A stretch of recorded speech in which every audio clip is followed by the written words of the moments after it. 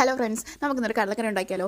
അതിനാദ്യം കടല നന്നായിട്ട് കഴുകി വൃത്തിയാക്കി നമുക്കൊരു കുക്കറിലേക്ക് ഇടാം. അതിനുശേഷം അതിലേക്ക് ഒരു സവാള, ഒരു പച്ചമുളക്, കുറച്ച് തക്കാളി പുളിപ്പിന് ആവശ്യത്തിന്, എന്നിട്ട് ഉപ്പും ഇട്ട് കുറച്ച് മഞ്ഞൾപ്പൊടി ഇട്ട് കുരുമുളകും ഇട്ട് കുറച്ച് വെള്ളം ഒഴിച്ച് അത് നമുക്ക് കുക്കറിൽ ഒരു 4-5 വിസിൽ കേൾപ്പിക്കാം.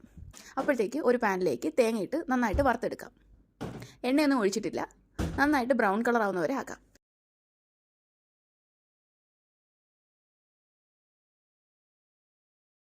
അതിനുശേഷം അതിലേക്ക് മസാലപ്പൊടികൾ ഇട്ട് കൊടുക്കാം.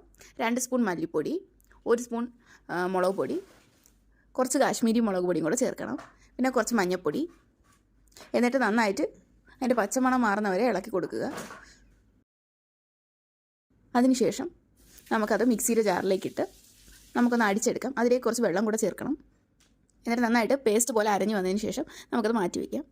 ഒരു പാൻ എടുത്ത് അതിലേക്ക് എണ്ണ ഒഴിച്ച് കടുക് പൊട്ടിച്ച് അതിലേക്ക് കൊച്ചുള്ളി അരിഞ്ഞിട്ട് കൊടുക്കാം. കുറച്ച് കരിവേപ്പിലയും കൂടെ.